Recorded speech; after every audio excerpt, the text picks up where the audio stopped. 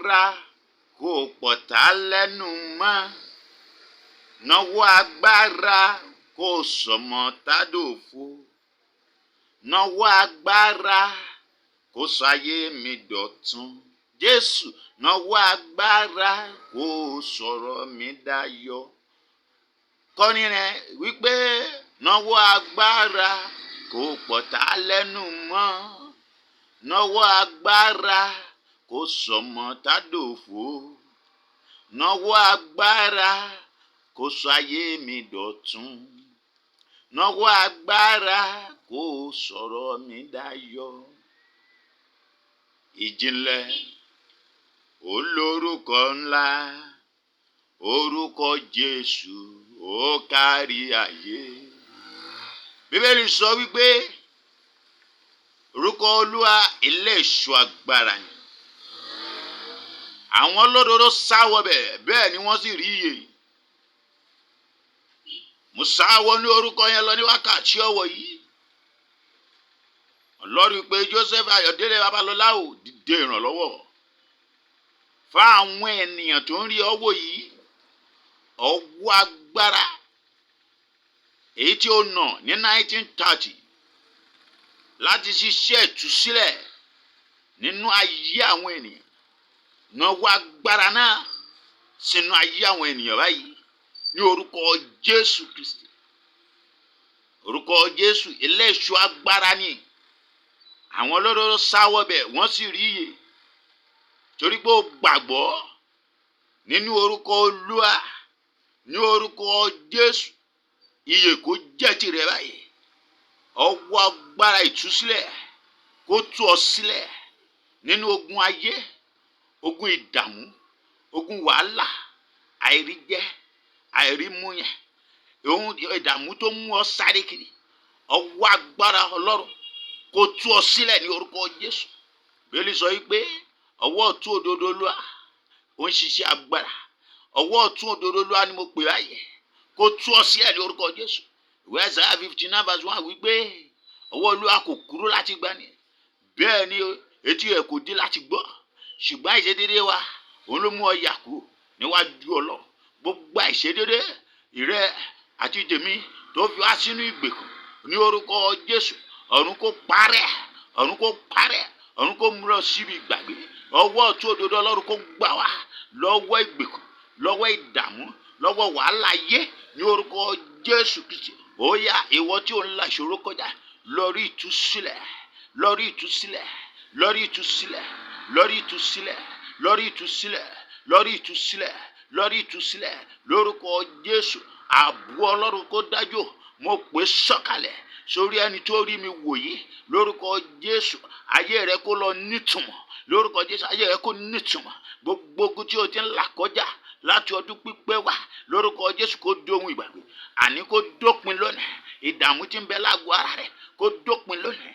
Wàhálà tí ń bẹ lágọ̀ọ́ ara rẹ kó dópin lónìí ní orúkọ Jésù. Ìwọ tí wọ́n ti sọ pé gbogbo ìgbà ni kó máa wálé ẹjọ́ lórúkọ Jésù.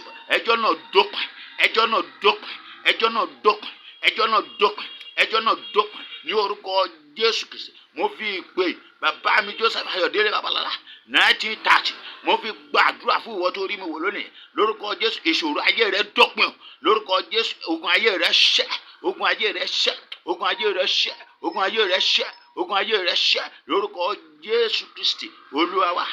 Àmín, àmín, àmín lórúkọ Jésù. Mo kí ọ kí oríire ìwọ tó rí àdúrà yìí gbà. Ògo Ọlọ́run yóò bú jáde láyé rẹ ní orúkọ Jésù Kristi. Ẹ̀rín ayọ̀ á pa ẹ̀kẹ́ rẹ lọ́dún yìí. Èyí tó kù kí ọdún yóò parí, wà á rí ògo rẹ lò. Àní ìrànwọ́ àtòkè wa yóò sọ̀kalẹ̀ lórúkọ Jésù Kristi. Mo gbàdúrà fún ọ bá a máa fi wọ́n ìránṣẹ́ káàkiri. Láìkí Facebook wa Ọlọ́run 1930, ìyẹn Facebook page wa. Lórí YouTube Ọlọ́run 1930 TV, láìkí ẹ̀, subscribe sí láti máa rí àwọn àdúrà yìí wò lórúkọ Jésù. Ọ̀nà rẹ̀ á là lóṣù yìí lórúkọ Jésù. Ọ̀nà ò ní dímọ́ ọmọ bí ọ̀nà rẹ̀ bá ti ṣe là lórúkọ Jésù. Kò tún dímọ́ o, kò tún dímọ́, kò tún dímọ́ torí orúkọ Jésù ilé ìṣọ́ agbára ni. Àwọn olódodo sá wọbẹ̀ wọ́n sì rí ìyè lórúkọ Jésù Kristi bẹ́ẹ̀ sọ pé Ọlọ́run fúnra rẹ̀ gbé ga fún lórúkọ tó ju gbogbo orúkọ lọ. Lórúkọ Jésù gbogbo ikú kó wólẹ̀, bẹ́ẹ̀ ni gbogbo àwọn kó jẹ́wọ́ pé Jésù Kristi lolúwa. Gbogbo àwọn tó dìde ogun sí ọ̀run kó dìde ogun sí wọn. Lórúkọ Jésù Kristi lọ́dún yìí wàá rí òpin ọdún yìí sẹ́. Àní wàá rí òpin ọdún yìí. Gbogbo agbára tó ní òní rí òpin ọdún yìí. Lórúkọ Jésù ilẹ̀ kó gbé wọn mẹ́. Lórúkọ Jésù Kristi mo gbàdúrà sínú omi rẹ yẹn. Lórúkọ Jésù ó di omi ìyè, ó di omi ìtúsílẹ̀. Lórúkọ Jésù ọwọ́ agbára tó wọnú odò Bẹ́sádà tó sì ń ru fún ìgbàlà. Lórúkọ Jésù kó wọnú omi ẹ lọ. Lórúkọ Jésù Kristi ọwọ́ agbára tó sọ odò mẹ́rà dídùn.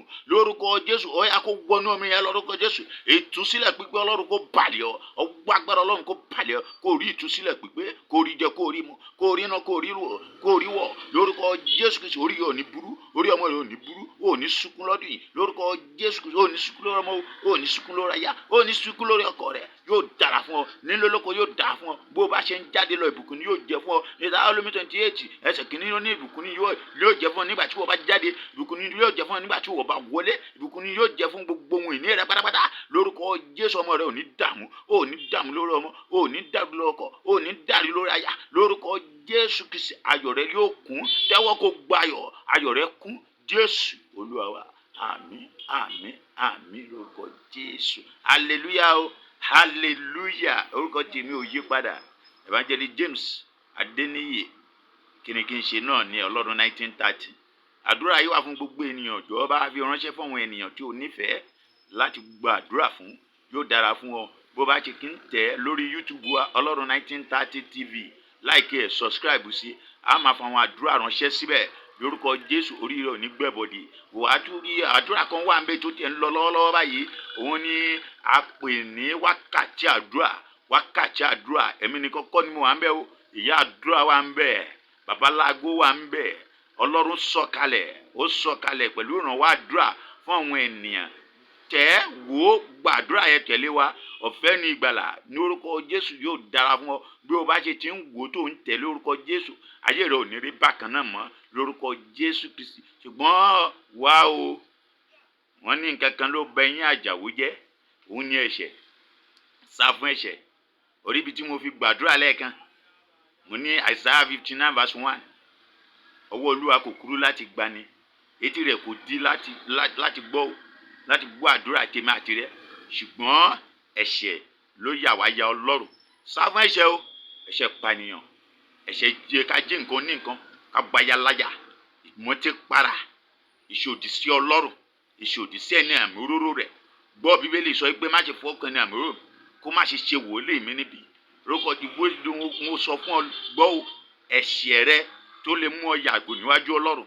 Sá fún, sá fún, sá fún. Yóò dára fún ọ. Yóò dára fún. Yóò dára fún gbogbo àtàwọn pátápátá. Àlàáfíà Ọlọ́run kó máa bá a gbé. Lórúkọ Jésù Kristi Olúwa wa. Ó tún dìgbà mìíràn tó bá mi pàdé. Ṣùgbọ́n àwọn àwo àdúrà, fọ́nrán àdúrà ó ń bẹ lórí YouTube wa Ọlọ́run 1930 TV. Wípé òwò yóò dára fún ọ. Jésù Olúwa wa. Àmín. Bó bá ṣe ti ń wò, mò ń tẹnu mọ́. Àní máa fi ránṣẹ́, máa láìkí ẹ̀. Àwọn ìwọ náà bá wa share ẹ̀. Àbá ń mọ̀ ẹbí rẹ kan lè nílò àdúrà yìí. Lórúkọ Jésù yóò dára fún ọ. Yóò dára fún ọ. Bá share like TV wa Ọlọ́run 1930 TV lórí YouTube. Page wa Ọlọ́run 1930 lórí Facebook. Yóò dára fún ọ. Jésù Olúwa wa. Àmín, àmín, àmín lórúkọ Jésù Kristi.